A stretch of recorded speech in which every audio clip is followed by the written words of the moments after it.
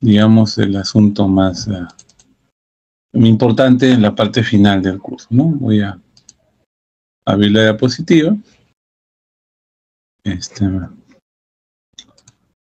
La vez pasada se me colgó. A ver, vamos a compartir. Ahí está. Muy bien. Muy bien. Vamos a ir terminando este asunto. Bueno, además está decir que la copropiedad es un tipo, ¿no?, de propiedad que consiste en que dos o más personas se convierten en titulares de un derecho real que pesa sobre un inmueble, ¿no? O sobre un mueble, sobre un bien en general, ¿no? O sea, nuevamente el tema, no se olviden, repasando, ¿no?, las cosas más importantes, es que la copropiedad implica que el derecho, que es uno solo sobre el bien, es compartido, ¿no?, por más de una persona, pero es el derecho. Esto no significa, como les dije en la clase pasada, de que hubiese más de un derecho real de propiedad sobre el bien. Existe uno solo. Solo que varias personas son titulares de ese un solo derecho de propiedad. Para hablar de una manera un poco primitiva, pero esa es la situación directa, ¿ya? Muy bien. No hay que olvidar que la copropiedad es porcentaje, ¿no? O sea, no se materializa en una sección física del bien, sino es simplemente porcentaje de un derecho, ¿no? Muy bien.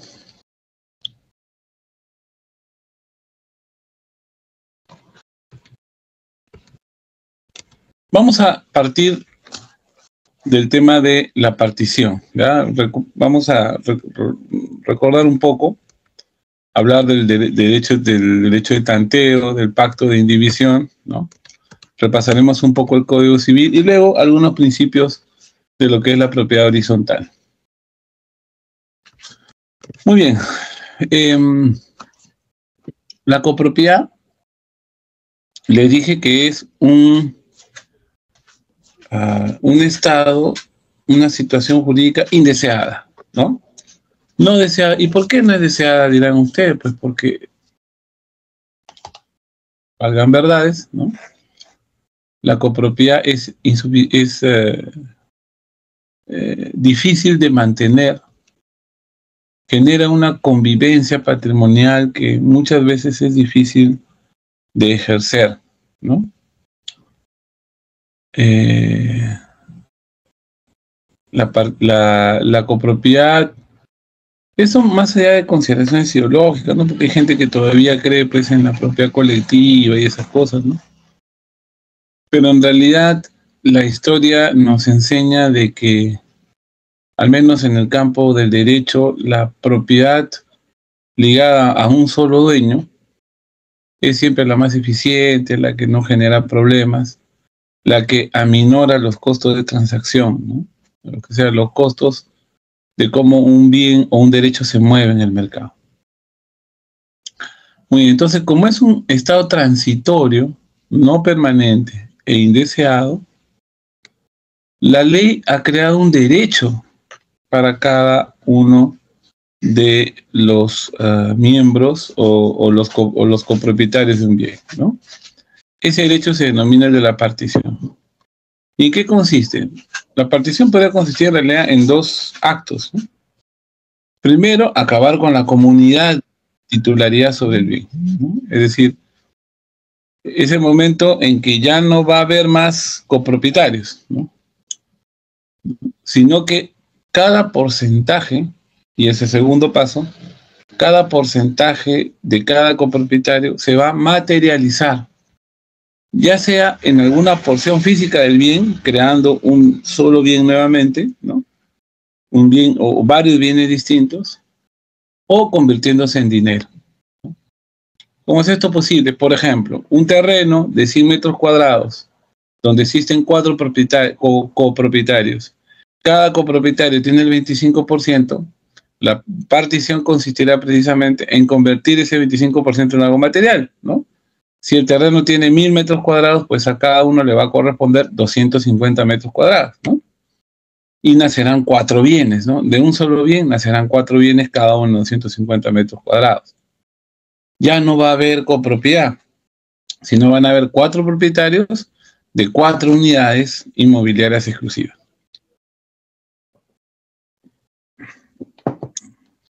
¿Ya? Entonces, la partición es el derecho que tiene cada uno de los copropietarios, independientemente del porcentaje de participación que tiene sobre el bien, de solicitar la materialización de su porcentaje de copropiedad líquido. Un segundo tema importante es que la partición es un derecho de cualquier copropietario, no interesando en absoluto si este es, o, ¿cómo les digo? Si este es un copropietario, ¿no? Que tiene 90%, 80%, 70%, o un copropietario que tiene 1%. ¿Ya? O sea, la verdad, eso no interesa, ¿no? Lo que interesa únicamente es que la partición sea es un derecho perteneciente a cualquier copropietario. Es algo que tiene que respetarse. Y esto es obvio porque, por ejemplo, un copropietario de 90% que tiene tanto poder, pues evidentemente le puede interesar no realizar la partición, ¿no? Y el que tiene 10% se vería enormemente perjudicado, ¿no? Por tanto, no se olviden que el derecho a la partición lo tienen todos, ¿no? Claro, el 983 define la partición, pero una manera un poco confusa. Dice, no, por la partición permutan los copropietarios, cediendo cada uno el derecho que tiene sobre los bienes que no se le adjudiquen, a cambio del derecho que se lo ceden los que se le adjudiquen. Bueno, en realidad, pues claro, si yo tengo un bien, ¿no? Digamos, un terreno de esta extensión, ¿no? Ustedes pueden ver, ¿no? Y es de 2 copropietarios, ¿no? Acuérdense que A y B, ¿no? A y B podían utilizar el bien de manera unitaria, entonces. Pero al momento de la partición se divide en 2. Entonces, este es de A y este es de B. En este de A, los derechos que tenía B, porque en algún momento fueron copropietarios, se los cede A. Y en esta parte de B, los derechos que tenía A, que antes era copropietario, se los cede acá. O sea, estás contando, ¿no? Yo te doy esta parte, no te quejas de nada, y yo me agarro esta y tú no te quejas de nada. Cualquier derecho, cualquier expectativa me la cede, ¿no? Pero en realidad la partición, en realidad el término correcto es división y partición, es la materialización de la alícuota, ¿ya? La partición es obligatoria ante la solicitud de uno de los copropietarios, excepto cuando haya pacto en contra de la ley que determine. Bueno, hay pacto contra la partición, y vamos a ver luego ese tema, o hay leyes que impiden la partición.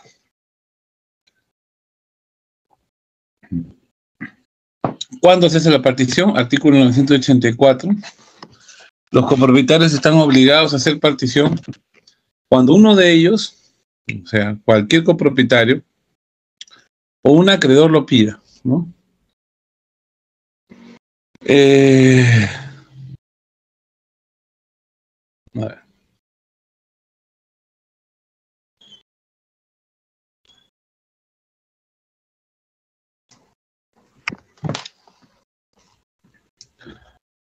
Lo puede pedir en cualquier momento cualquier copropietario. Es un derecho de los copropietarios. Pero ¿qué quiere decir la ley cuando dice cuando lo pide el acreedor? Bueno, sucede que ustedes van a ver en algunos casos, ¿no es cierto?, que hay gente que le debe, y esto mejor me voy a un papelito para poder explicar esto, ¿ya?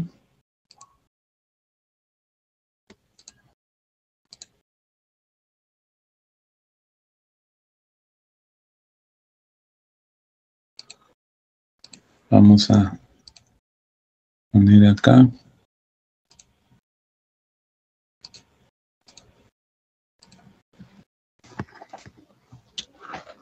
Vamos a ver. Vamos a poner un caso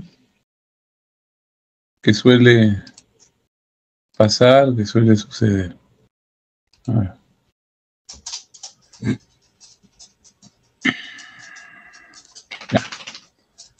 tenemos A y B. ¿Ya? A y B, ¿no? Ambos son copropietarios de un terreno, ¿no? Y digamos que cada uno tiene 50%, ¿no? A y 50% B. Correcto. Pero son copropietarios. Entonces, resulta que por X motivo A, que está acá, ¿no? Le pidió un préstamo a C. ¿Ya? Un préstamo de 60.000 dólares, ¿ya?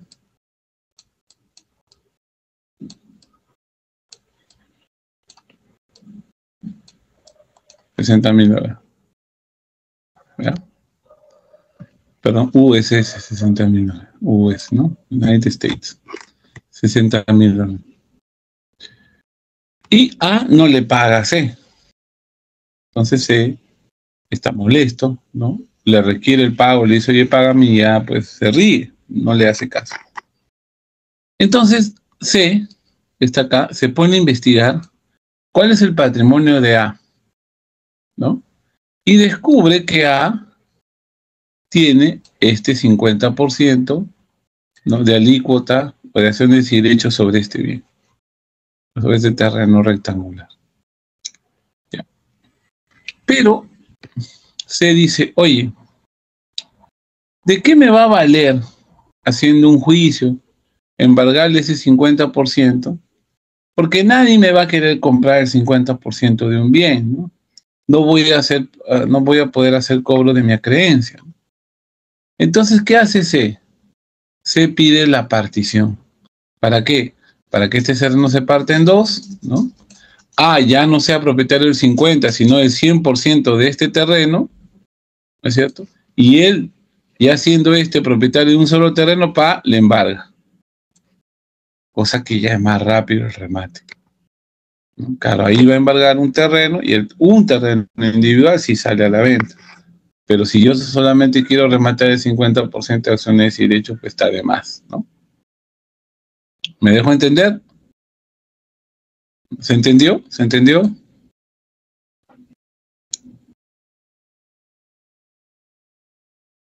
¿Entendieron, doctores, la figura?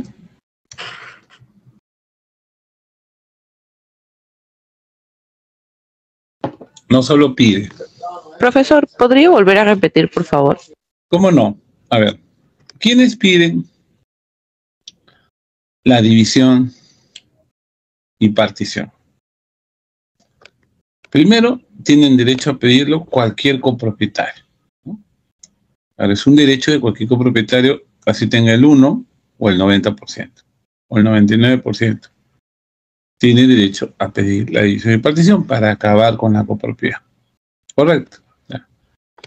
Y la ley dice, ¿quién más tiene derecho a pedir la partición? La ley menciona a el acreedor. Pero el acreedor, ¿de quién es el acreedor? Al que le deben algo, ¿no es cierto? ¿Y quién es el que le debe? En este caso, un copropietario. ¿No? El acreedor de un copropietario. ¿Cómo se presenta ese caso? Y acá les digo nuevamente A, y acá vamos a borrar para que partir nuevamente el ejemplo de cero. ¿Ya?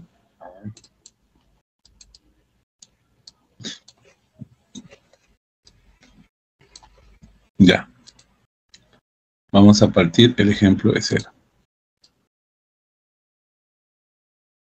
Ahí está.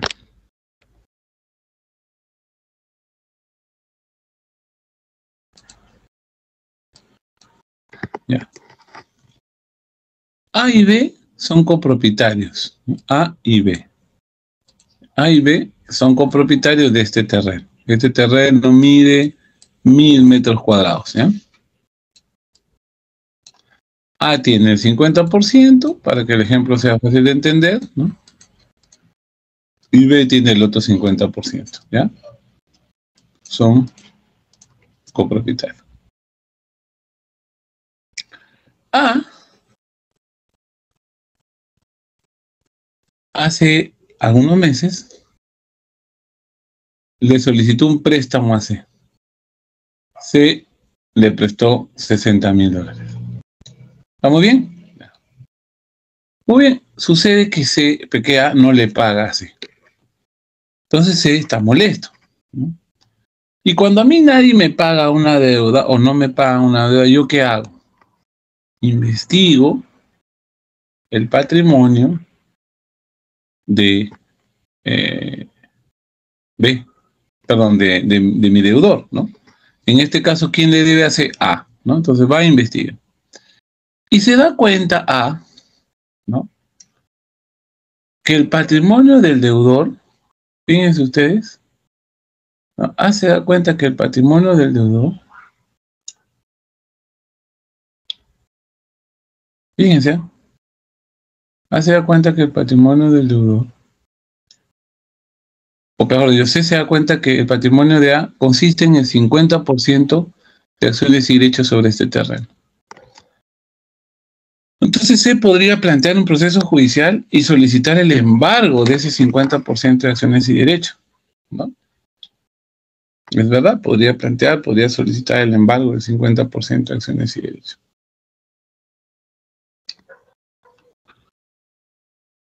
Pero C dice, oye, pero si yo embargo el 50% de acciones y derechos, eventualmente me podría convertir en propietario solo de ese 50% de acciones y derechos, ¿no?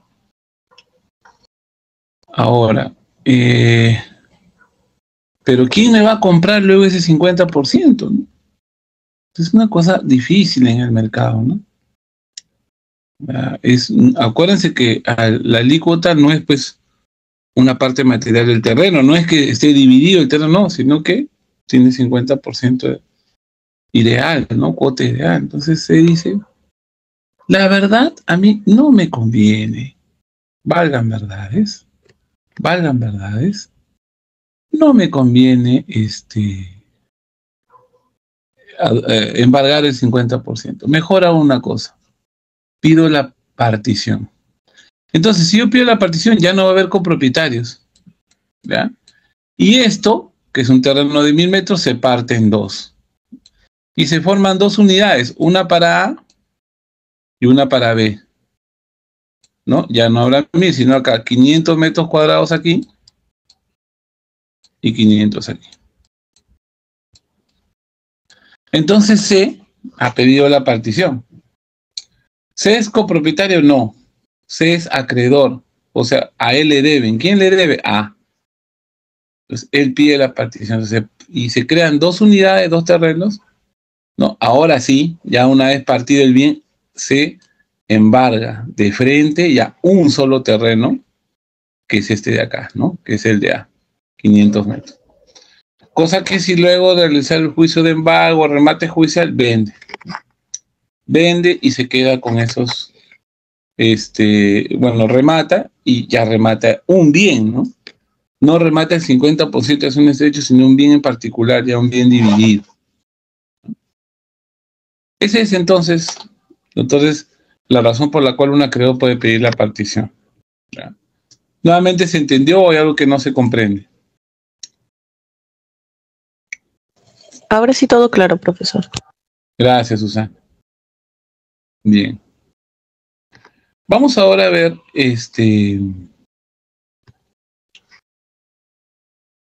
vamos a dejar de compartir y compartir.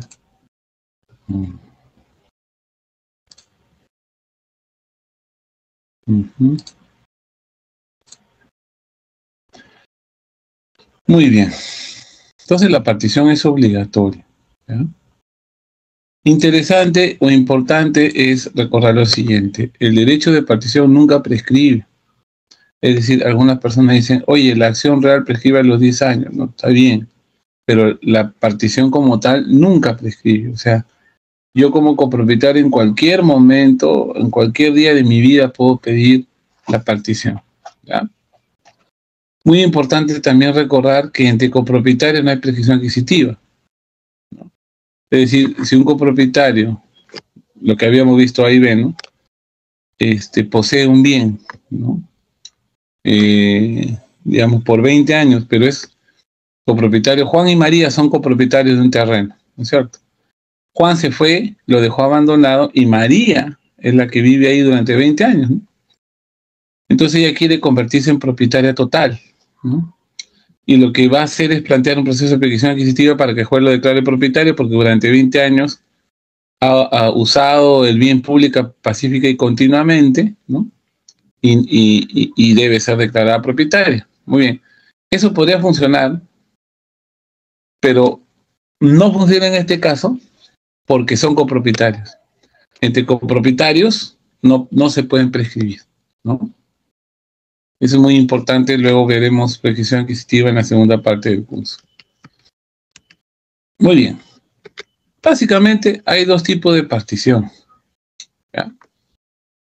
Y no está acá colocada, pero bueno, se los digo. Ustedes tomen nota de eso.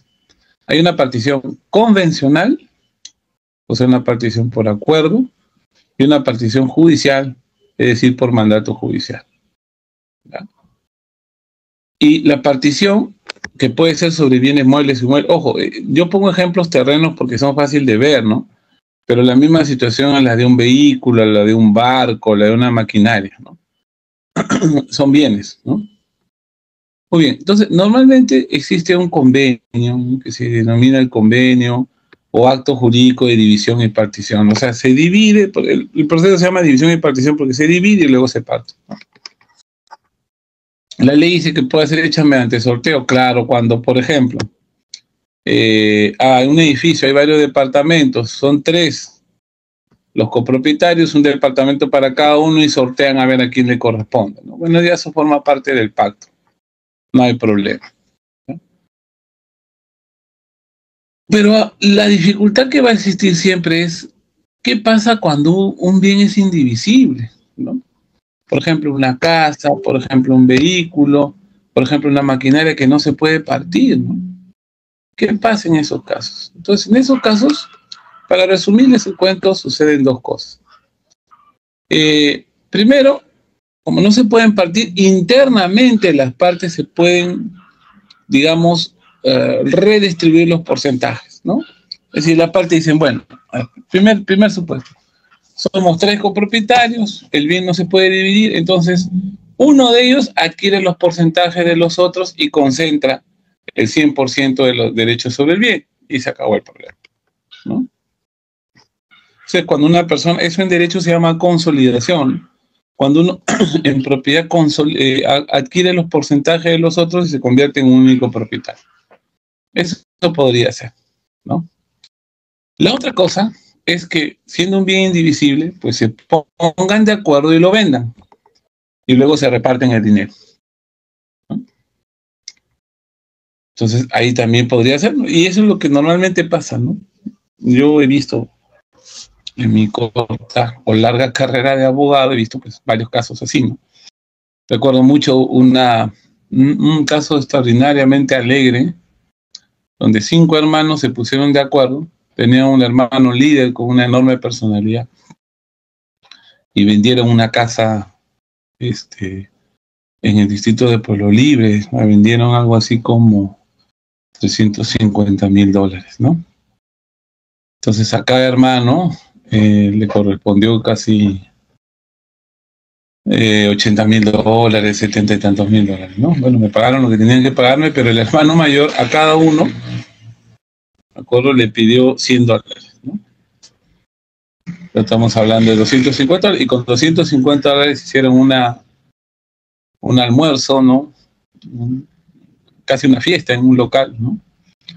Comieron muy alegres porque habían vendido pues el bien que era de sus padres, ¿no? Un poco para despedirse de ellos, ¿no? Pero bueno, se ponen de acuerdo. ¿Qué pasa si no se ponen de acuerdo y lo venden? Muy bien. Puede haber una pública subasta, o sea, hay una subasta privada, ¿no? En donde se contrata un martillero y ese pues venderá el bien, ¿no? Eso pasa cuando los hermanos desconfían, ¿no? Porque, por ejemplo, ¿no? Son 3 hermanos. Un hermano viene y dice, hermano, ya conseguí quien compre la casa. ¿Así? ¿Cuánto la van a vender? 200,000. Ah, ya. Pero un hermano dice, no, este es un hermano mentiroso. Seguramente, dice 200,000, pero por lo bajo está recibiendo un dinero ya que el precio lo está poniendo muy bajo, ¿no? Entonces, para evitar suspicacias, cuando no hay confianza entre los copropietarios, una pública subasta, o sea, con un martillero privado. ¿Ya? Esa subasta, esa pública subasta, cuando nadie se pone de acuerdo, puede ser obstruida por uno de los copropietarios, ¿no? Si no se pusieron de acuerdo y al final van a hacer una subasta privada, ¿no? Entonces, cualquiera de los copropietarios, según el artículo 989, ¿no?, puede adquirir los porcentajes o el bien pagando el dinero, el precio de la tasación en las partes que correspondan a los demás copartícipes. ¿Cómo es esto? A ver, esto por favor quiero que me escuchen con atención, ¿no? Solamente en el artículo 989 en supuesto extraordinario, ¿no? Bueno, no se ponen de acuerdo para... No se ponen de acuerdo.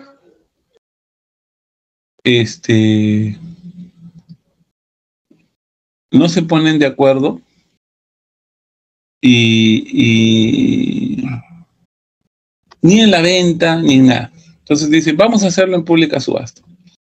Entonces ahí va un martillero, ¿no? A quien ofrece más, quien ofrece por el bien. Entonces solamente, en ese caso, un copropietario puede aparecer y decir, un momento, no subasten, yo voy a adquirir todo, yo voy a pagarle los porcentajes a cada uno, ¿no?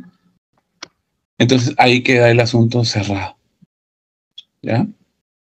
Es un caso extraordinario el artículo 989. ¿Por qué? Y acá viene el asunto. En copropiedad en nuestro país no existe el derecho de preferencia o tanteo. ¿En qué consiste el derecho de preferencia o tanteo? Miren. El derecho de preferencia o tanteo es un derecho que en otras legislaciones tienen algunas personas para que se les ofrezca primero a ellas las alícuotas que un propietario quiera transferir. En el Perú existe, por ejemplo, para el caso de las sociedades anónimas. Cuando yo, o sociedades anónimas cerradas, cuando yo quiero transferir mis acciones, antes tengo que ofrecérselas a mis otros socios, ¿ya? Muy bien, eso no existe en el Perú en derecho civil y en copropiedad.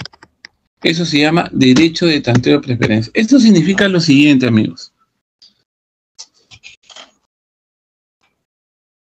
Un ratito que se me está... A ver, un ratito, disculpen. Denme un minuto que se me está acabando la batería.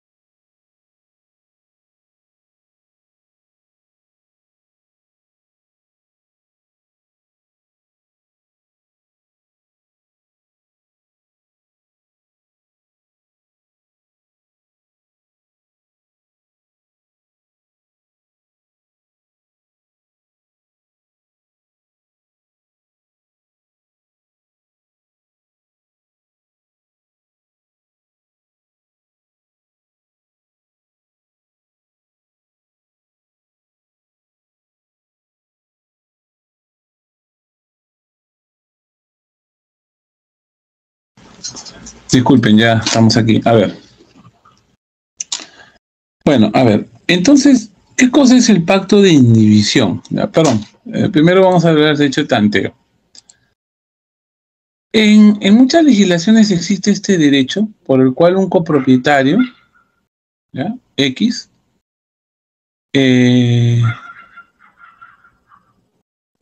no puede vender libremente su alícuota, ¿ya? O sea, normalmente ustedes, si son dueños de 10% del porcentaje sobre un predio, ¿no?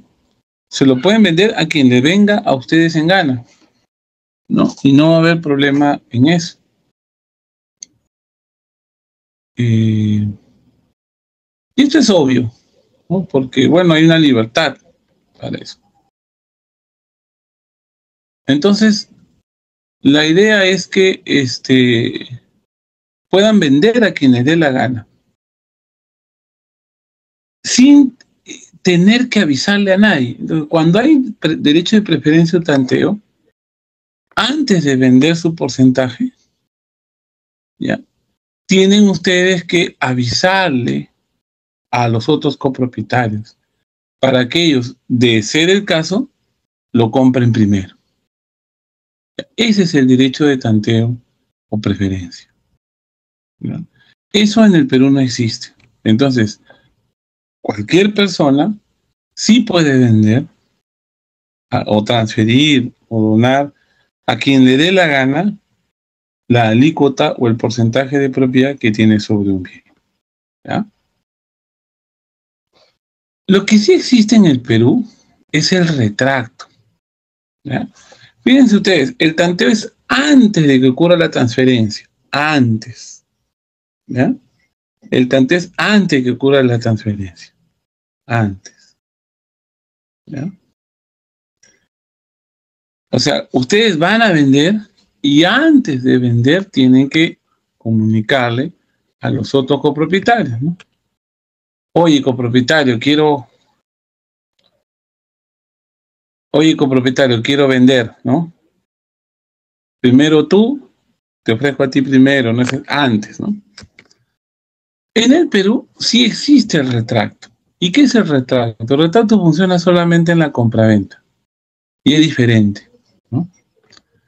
Es el derecho que tienen determinadas personas únicamente en el contrato de compraventa de poder intervenir en una compraventa ya realizada para subrogar, reemplazar al comprador.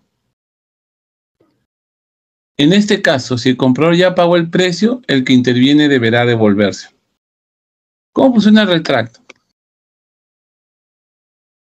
El retracto es un derecho que tienen determinadas personas para intervenir en una compraventa sacando de la relación al comprador y poniéndose ellos. ¿Me dejo entender? Y en este caso la ley dice que los copropietarios tienen derecho a retracto. Les voy a explicar mejor en un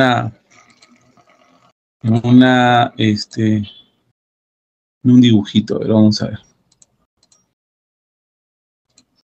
Vamos a ver acá. Ya.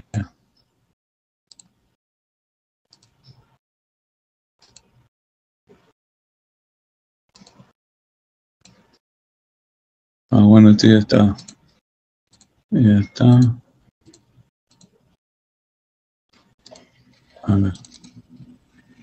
Ya, ¿están viendo la página en blanco? A ver si me ayudan. ¿Está en blanco? ¿Está en blanco? No, profesor, está con lo anterior. Ay, caramba. A ver, vamos a ver. Uh-huh.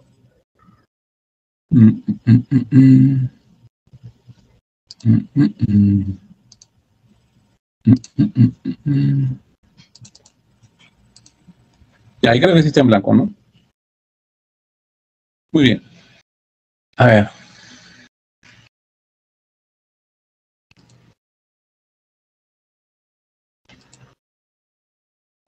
En el derecho de tanteo, vamos a poner acá tanteo.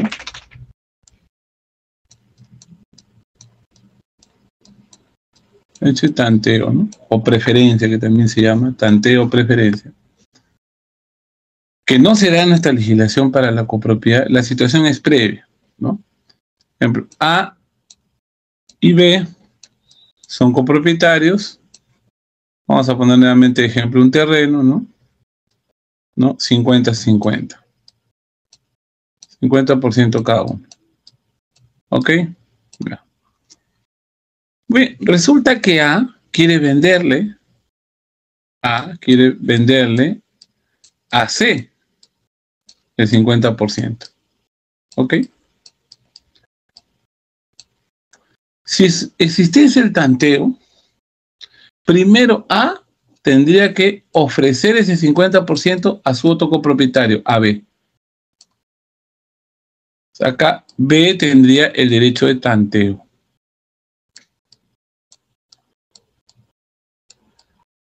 ¿Me dejo entender? O sea, ojo, antes de ocurrir la transferencia. Antes de ocurrir la transferencia, ¿correcto? Antes, o sea, es como decir, oye, avisando, voy a vender a B. Los dos tenemos 50% del terreno. ¿Ya? Voy a vender a, ya, entonces B dice, vende, pues. No, pero te aviso, ¿no? Porque tú tienes el derecho de tanteo. Pues tú, si quieres, compras primero. Entonces, ese derecho de tanteo de preferencia no existe en nuestra legislación. Se podría pactar, o sea, las partes, porque está permitido, en un contrato podrían pactar, pero no es una obligación legal el derecho de tanteo de preferencia. Entonces, en nuestra legislación o bajo nuestra legislación, A tranquilamente podría, ¿cómo se llama? Transferir su 50% a C y no tiene por qué avisarle ni decirle nada a B.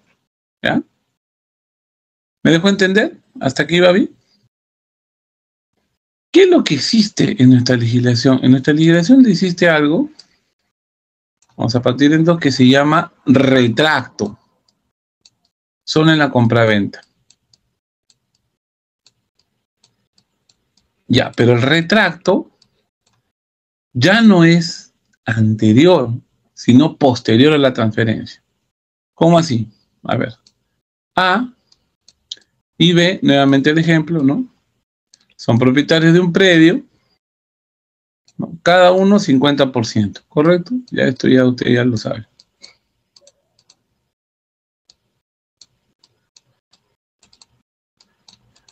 ¿Ok?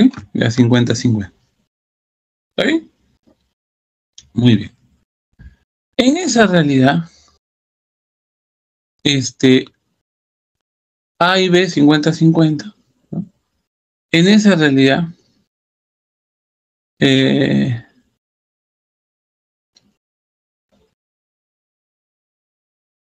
A le vende a C en un contrato de compra-venta el 50% de acciones y derechos. ¿No? Primera pregunta, ¿A tenía la obligación de avisarle a B o de venderle previamente a B? No, porque eso sería tanteo o preferencia y en nuestra legislación no existe. Pero sí existe el retracto. ¿Qué quiere decir? Que ya A le vende a C, ya está hecha la compraventa, ya están firmados los documentos, todo, ya está hecho todo el negocio. Pero una vez que está hecho el negocio, aparece B que es copropietario, ¿no? Y entonces le dice a, oye, yo voy a ejercer mi derecho de retracto. ¿Ya? Ojo, es posterior, ¿ya? Entonces te voy a comprar ese 50%. ¿Cómo? Pero ya C lo compró, no me importa. A C lo aniquilo. B se mete acá como si fuese el comprador y a C lo bota. Pagándole a C, obviamente, lo que le pagó A, por ejemplo, digamos $60,000, ¿no? Estos 60,000 se los paga B a C, pues, ¿no? Para que se vaya. Eso sí existe en nuestra legislación, se llama el retracto y está reconocido en el Código Civil en la parte de compraventa. Entonces, ¿se dan cuenta de la diferencia? ¿Se dan cuenta? El derecho de tanteo preferencia es anterior a una transferencia. Eso no existe en el Perú. Por lo tanto, un copropietario tranquilamente puede transferir la propiedad, vender, donar su porcentaje de copropiedad a quien le venga en gana, no hay problema, no tiene que avisarle antes al otro copropietario, no tiene que ofrecerle al otro, ¿no? Para que el otro compre primero, no tiene. ¿Correcto? Me dejo entender. En cambio, sí existe el derecho de retracto. El derecho de retracto es absolutamente diferente. ¿Ya? En el derecho de retracto, fíjense ustedes, en el derecho de retracto, la cosa cambia. ¿Ya? Ya es cuando se realizó la venta o se realizó la transferencia. Entonces, dice la ley que cuando se realiza la transferencia, el copropietario, que sería B, A es el que ha vendido, ¿no? El otro copropietario B, o cualquiera, imagínense que sean 3 o 4 copropietarios cualquiera, tiene 30 días para ejercer el retracto. ¿Ya? Tiene 30 días para ejercer el retracto. ¿Ya?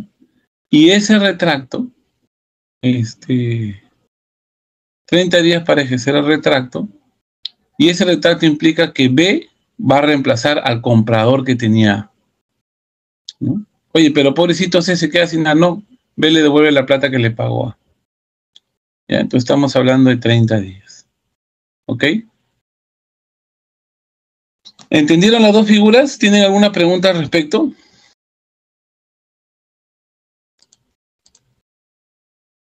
¿No hay más preguntas?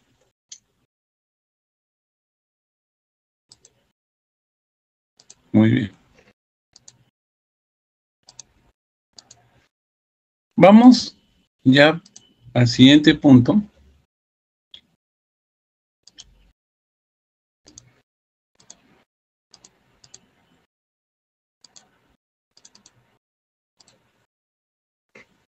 Que se denomina, ¿están viendo la diapositiva? Me avisan, ¿ya pacto en división lo están viendo? ¿Lo están viendo? Muy bien. ¿Ya qué pasa? A ver. Es derecho de cada uno de los copropietarios el pedir la división del bien, ¿no? Es derecho de cada uno. Cada uno puede pedir la división del bien. Cada uno puede solicitar la división y la partición del bien. ¿Ok? Muy bien. Pero en determinadas circunstancias puede suceder que sea mejor no partir el bien. Porque si lo parto, pues pierde su valor, ¿no? Pierde su interés. Entonces surge el pacto de indivisión, que es un contrato entre las partes, ¿no? Entonces, el pacto de indivisión es un negocio jurídico por el cual los copropietarios deciden, por un periodo de tiempo, no ejercer el derecho potestativo que tienen de solicitar la división y partición. O sea, renuncian a solicitar la división del bien. ¿Ya? Renuncian. Dicen no, por un tiempo, no por siempre. El interés puede ser diverso, ¿no? Hay situaciones extraordinarias en las que la copropiedad se mantiene pese a que el sistema no la quiere. Por ejemplo, la oportunidad de un inversionista que desea comprar un terreno en un determinado tiempo, por lo que no es conveniente partirlo. Vamos a poner un ejemplo. Imagínense un inversionista pues extranjero, ¿no? Un inversionista alemán, ¿no? Que decide comprar o quiere comprar un terreno en Lima, ¿ya? Este terreno pertenece a 4 copropietarios. Muy bien. El empresario ha dicho, o sea, por si acaso, yo quiero comprar todo el terreno, ¿ya? Pero para eso, un terreno, digamos, que valga pues, $50 millones, una cosa gigante. Que voy a hacer una inversión, tengo que hacer todo un procedimiento para conseguir el financiamiento, ¿ya? Entonces dice, muy bien, tengo este pacto de, esta posibilidad de comprar un bien, ¿no? ¿Cuánto? ¿O cuánto lo voy a comprar? 50 millones. pero lo quiero comprar completo, ¿no? Entonces, los 4 copropietarios se juntan y dicen, oye, mira, si nosotros vendemos el bien así conjuntamente, siendo copropietarios los 4, vamos a tener 50 millones. Si alguno de ustedes pide la división para generar, pues para zafar un cuarto del terreno de ahí, ¿no? Para que se cree un bien independiente, un terreno independiente, el tipo ya no va a comprar, ¿no? Y dividido, cada terreno, a lo más en el Perú nos pueden pagar 5 millones. La cuestión es venderlo de manera conjunta. Entonces hagamos algo. Hay que darle tiempo al alemán para que obtenga el dinero, ¿no? 1 año. Pongo un ejemplo, puede ser 2 años. 1 año. Entonces, durante ese año renunciamos a nuestro derecho a dividir el bien. Ese año nadie puede solicitar la división del bien. De esta manera se aseguran que durante ese lapso, ¿no es cierto?, pueda darse este negocio tan provechoso para las partes, ¿ya? Entonces, eso se llama pacto de indivisión, ¿ya? Ojo, y acá viene lo más importante. Lo que se pacta es que no se va a pedir la división del bien, ¿ya? Es decir, si era un terreno, ¿no?, y vamos a hacerla simple, son 2 copropietarios, durante el lapso de 1 año no se va a pedir la división. Pero lo que sí está permitido es que cualquier propietario pueda vender sus alícuotas, eso sí, ¿ya? De eso no hay ningún inconveniente, no hay ningún problema, ¿ya? Eso puede vender sus alícuotas, claro, pero cuando venda igual va a estar sujeto al pacto de indivisión. Entonces, artículo 993, vamos a ver. Los copropietarios pueden celebrar pacto de indivisión por un plazo no mayor de 4 años y renovarlos todas las veces que jueguen conveniente, 4 años más, 4 años más, 4 años más, ¿ya? El pacto de indivisión que no consigne plazo se presume que es por 4 años. Para que produzca efecto a terceros, o sea, terceros que quieren comprar el bien, el pacto de indivisión debe inscribirse en el registro correspondiente, ¿ya? Sin medias circunstancias graves, el juez puede ordenar la partición antes del vencimiento del plazo. Entonces, este pacto, ¿qué es lo que impide? Que se parta el bien, nada más. Entonces, durante ese periodo, ¿no?, digamos, que no se parte el bien, el alemán consigue el dinero.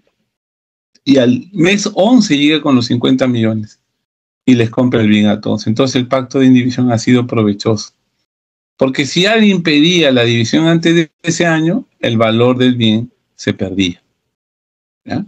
Entonces, este pacto de indivisión tiene un plazo mayor de 4 años que puede ser renovado 4 años más, 4 años más. Para que produzca efecto a terceros, por ejemplo, a un nuevo adquirente, ¿no? Si alguien acuérdense que el pacto de indivisión igual permite la venta de alícuotas. Entonces, si es que permite la venta de alícuotas, puede entrar uno nuevo, ¿no? Un nuevo copropietario, muy bien. Para que haga caso al pacto de indivisión, ese pacto debe estar registrado en la partida del bien, ¿ya? Ahora, si hay circunstancias muy graves, el juez puede ordenar la partición del bien antes del vencimiento del plazo, porque el bien se está destruyendo, algo así. Muy bien. ¿Comprenden el pacto de indivisión? Aquí vamos a acabar con este punto. ¿Tienen alguna consulta? ¿Quieren que repita algo?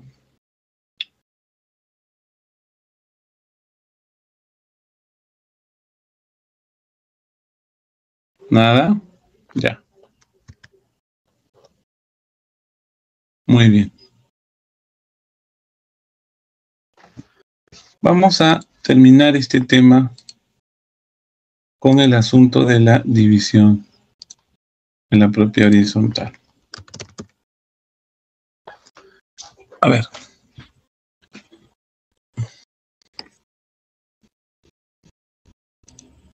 Tito.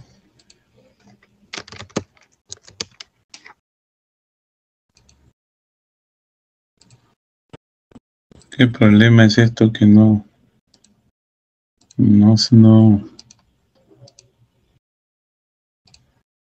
No permite. Rápido.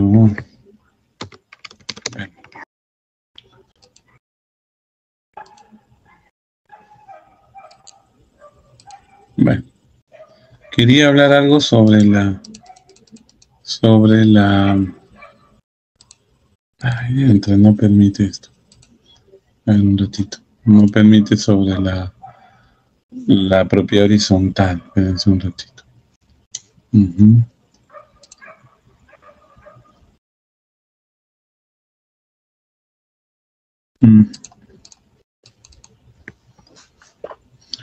Vamos a ver qué es esto.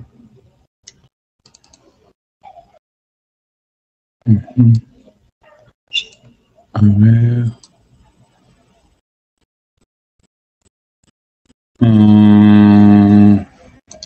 Expropiación. Compra-venta. No está. Bueno. Horizontal.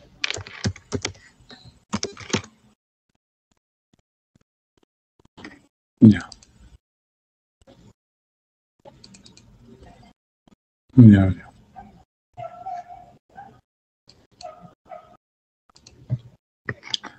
Quiero terminar esta parte del curso con una breve referencia a la propiedad horizontal, ¿ya? Que es una de los temas más importantes en el mundo de ahora, ¿no? Creo que todos tenemos alguna relación o alguna cercanía con un bien de propiedad horizontal. De repente vivimos en un bien de propiedad horizontal. A ver, estoy tratando de compartir.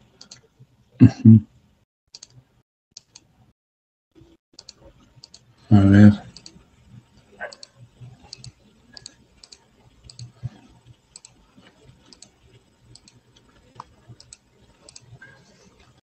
Ya.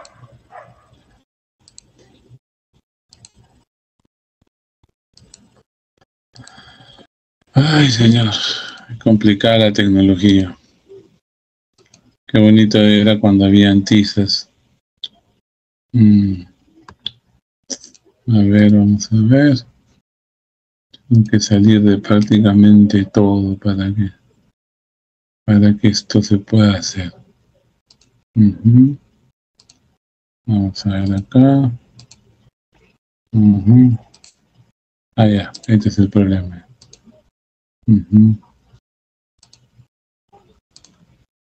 Así es, ya. ¿Qué cosa es la propiedad horizontal? Muy bien importante. Es una propiedad que combina dos propiedades, ¿ya? Ay, señor. ¿Dónde estamos? Pestaña de com. Propiedad horizontal. Vamos a ver.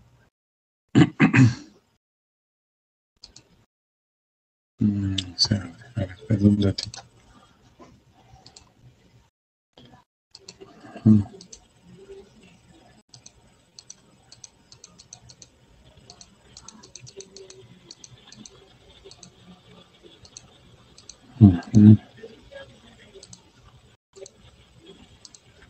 Listo. A ver.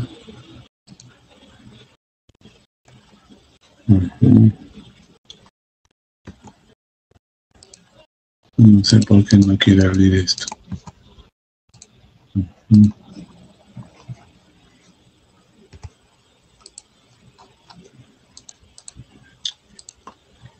A ver.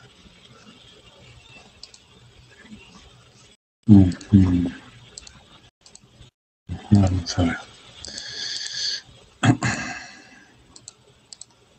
Disculpen ustedes, sino que a veces el sistema se... acá está, ya. Muy bien, ahí está. ¿Qué es la propiedad horizontal? Vamos a hacer simplemente una cuestión introductoria, ¿no? Para después, en la segunda parte del curso, explayarnos un poco más. Vamos a poner simplemente en la pregunta, ¿no? ¿Qué cosa es un edificio? Cuando yo tengo un edificio, evidentemente ustedes que viven en edificios, algunos de ustedes pues sabrán que son propietarios de su departamento cada uno, ¿no es cierto? O sea, es evidente que cada uno es dueño de su departamento. Pero también ustedes usan escaleras, usan pasadizos, usan una azotea, ¿no? Hay áreas comunes, hay una entrada, hay un hall, hay un tanque de agua, ¿no? Cañerías, estacionamientos comunes, ¿no? Áreas de recreo, todo eso, ¿no? ¿Y eso a quién pertenece? Pues bien, la respuesta es simple. En el régimen de propiedad horizontal se combinan las dos propiedades, ¿ya? La propiedad exclusiva, o sea, de un solo propietario, con la copropiedad, ¿ya? Entonces, en los edificios, en las galerías comerciales, en algunos condominios, existen unidades inmobiliarias de propiedad exclusiva. Por ejemplo, cada departamento en un edificio. Y a su vez existen bienes de propiedad común o de copropiedad. Estos son pues los edificios, estos son en los edificios los pasadizos, las escaleras, los ascensores, ¿no? Todos esos. Vamos a perder los tanques de agua, el gimnasio, ¿no? El área de las piscinas, todo eso, ¿no? Eso es copropiedad. Y ustedes saben que la copropiedad es porcentaje, ¿no? Entonces, ¿cómo se divide, cómo se obtiene el porcentaje de esa copropiedad? Según la extensión de cada una de las unidades inmobiliarias independientes. ¿Esto qué quiere decir? Por ejemplo, si un edificio, vamos a poner un ejemplo simple, ¿no?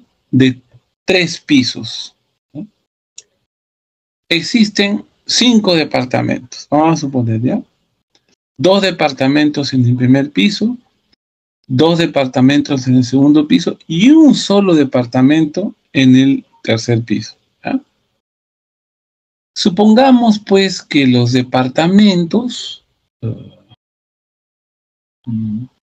miden pues 100 metros, ¿no? 100 metros, 100 metros, en el primer piso 200 metros, luego 100 metros, 100 metros, en el segundo piso 200 metros, ya son 400 metros. Y el último departamento, que es un penthouse, un dúplex, mide pues 400 metros, ¿no? Entonces, ahí hay 800 metros cuadrados, ¿no? De los cuales el último departamento, el tercer piso, tiene en metros cuadrados la mitad de la extensión de toda el área del edificio. Entonces, cuando se hable quién es propietario, por ejemplo, de la azotea, de los pasadizos, del ascensor, de la zona de recreo, ¿no? Se dividirá los porcentajes de acuerdo con la extensión de las unidades inmobiliarias individuales. Entonces, al propietario del departamento del tercer piso, que es un solo propietario, no es copropietario, es su departamento, sin embargo, le corresponderá el 50%, ¿no? De todas las áreas comunes. Jardines, escaleras, patios, azotea. Y a los demás, ¿no? Les corresponderá, pues como son 4, ¿no? El 12.5% de todas esas áreas comunes, ¿no? Entonces, ¿qué es lo importante en el régimen de propiedad horizontal? Que se combinan tanto la propiedad exclusiva, por ejemplo, los departamentos de las tiendas comerciales, como la propiedad colectiva o la propiedad común, que es de las áreas comunes, ¿no? Entonces, el artículo 129 del reglamento de propiedad horizontal, que es el tubo del Decreto Supremo 035/2006 Vivienda, dice: ese régimen jurídico que supone la existencia de una edificación o un conjunto de edificaciones integradas por secciones inmobiliarias de dominio exclusivo pertenecientes a diferentes propietarios y bienes y servicios de dominio común, cuentan con un reglamento interno y una junta de propietarios, ¿no? ¿Cuáles son las notas distintivas? edificación o conjunto de edificaciones integradas por secciones de dominio exclusivo, coexistencia de la mencionada edificación o conjunto de edificaciones de bienes de dominio común y servicios comunes. O sea, hay sección de dominio exclusivo, por ejemplo, los departamentos, ¿no? Pero hay también bienes comunes, los pasadizos, el tanque de agua, la caja de luz, todo eso, ¿no? Pertenencia o vocación de permanencia a distintos propietarios de las secciones de dominio exclusivo. Bueno, cada propietario pues tiene su bien, ¿no? Muy bien. ¿Cómo se ejemplifica? Y esto es una definición corta, no voy a profundizar el tema, simplemente que tengan una orientación, después lo vamos a hacer. Los complejos conformados con unidades inmobiliarias de relativa independencia, ¿no? A ver, vamos a ver acá. Espérense.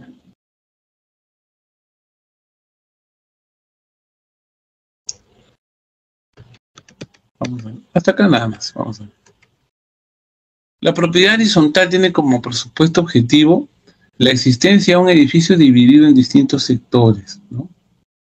Sin embargo, hoy se habla de propiedades horizontales atípicas, ya que no tienen como su centro físico un edificio, sino diversas casas que comparten algunos bienes o servicios comunes, son los condominios, ¿no? Se habla, por ejemplo, de una propiedad horizontal tumbada, cuya principal nota distintiva es que no hay superposición horizontal, o sea, piso sobre piso. De unidades inmobiliarias, pues estas cuentan con relativa independencia, pero comparten zonas de ingresos viales o comunes, ¿no? En nuestro país, el caso de las quintas o casas en copropiedad, las cuales pueden regularse tranquilamente por el régimen de propiedad horizontal también, aun cuando pueden someterse a régimen paralelos de independencia y copropiedad. Entonces, solamente quería, ya que no nos alcance el tiempo, ¿no? Y mejor dejarlo para un tratamiento más tranquilo en la segunda parte del curso. Cuando hablemos de propiedad horizontal, estamos hablando de regímenes en donde se combina la propiedad exclusiva con la propiedad común, ¿no? El mejor ejemplo de eso son los edificios, los condominios, las galerías comerciales, en donde hay unidades de propiedad exclusiva, que son locales comerciales, que son ¿cómo se llaman? Las casas, los locales comerciales, los departamentos, ¿no? Y bienes comunes que están dados pues, por toda la zona que permite el funcionamiento de un edificio, de una galería, ¿no? De uno de este tipo de construcciones. Entonces ahí tenemos tenemos los pasadizos, las azoteas, hall de ingreso, los aires acondicionados o el sistema de calefacción, ¿no? Los ascensores, ¿no? De carga y de personas, ¿no? Las áreas de recreo que tenga el edificio, etc. Todo eso será común, ¿ya? Y obviamente la manera de comportarse correctamente ahí será solamente mediante lo que denominamos un reglamento interno. Por eso cada edificación sujeta al régimen de copropiedad, al régimen de propiedad horizontal, y llamo propiedad horizontal porque es uno sobre otro, ¿no? Cada edificación sometida al régimen de propiedad horizontal necesita un reglamento interno, porque es la manera como todos los copropietarios se van a desenvolver en los bienes comunes. Van a saber qué porcentaje tienen y cuáles son las obligaciones que tienen, sobre todo de pago al respecto. Los que tienen edificios deben saber el famoso mantenimiento, ¿no? ¿Quién paga más mantenimiento? El que tiene mayor porcentaje de copropiedad sobre los bienes comunes, ¿ya? Muy bien, eso solamente quería darles una orientación al respecto, porque el tema puede venir, pero la verdad tangencialmente en el examen. Bueno, entonces yo mañana, acá hemos terminado el tema del curso. ¿Qué temas tienen que repasar? A ver. Lo primero es la teoría general de los derechos reales, ¿no? Cuando estamos ante un derecho real o un derecho obligacional, ¿no? Eso es muy importante, ¿no? Saber la definición de los bienes, ¿no? De qué hablamos cuando hablamos de bienes, ¿no? De qué hablamos cuando hablamos de frutos y de productos, ¿no? Importante también conocer el tema del numerus clausus, es decir, que los derechos reales solamente, se dan o pueden ser creados por ley, ¿no? No pueden ser creados o las partes, ¿no? Eso se llama el sistema de números clausus. Luego, bueno, las clasificaciones de bienes, que también hemos hablado, bienes muebles, bienes inmuebles, ¿no? Cuáles son los bienes corporales, los bienes incorporales, también es importante saber. Las partes integrantes y las partes accesorias, ¿no? Cuál es el tratamiento que se le da a cada una de ellas. Sobre todo el tema de cuándo puede ejercerse sobre esas partes derechos singulares, me refiero a las partes integrantes, ¿no? Frutos y productos, saber pues qué es fruto industrial, qué es fruto civil, qué es fruto natural, ¿no? Y entrar pues al tema de propiedad, ¿no? En tema de propiedad comenzamos pues con las formas de adquisición.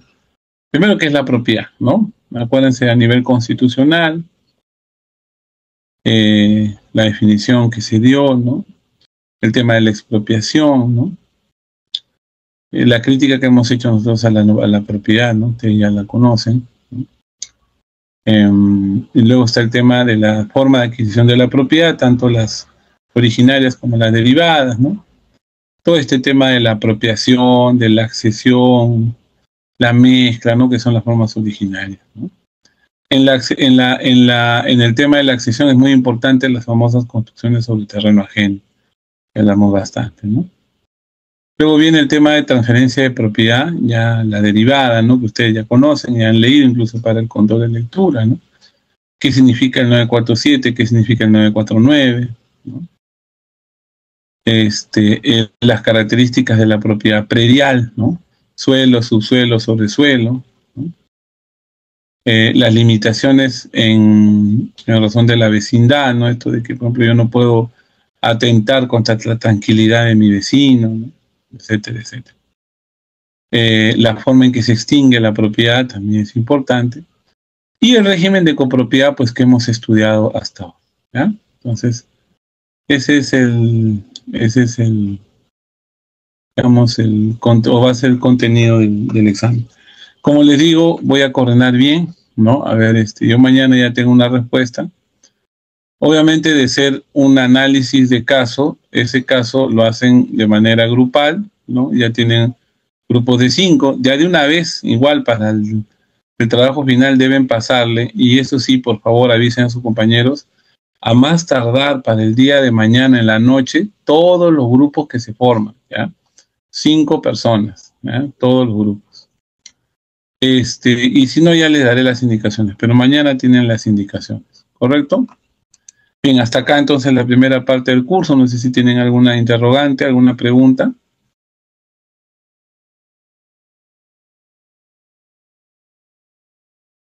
No, muy bien. Entonces aquí quedamos, pues, doctores.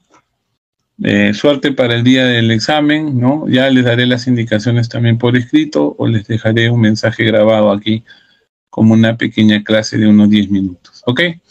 Muchas gracias, Mayen. Disculpen la demora y nos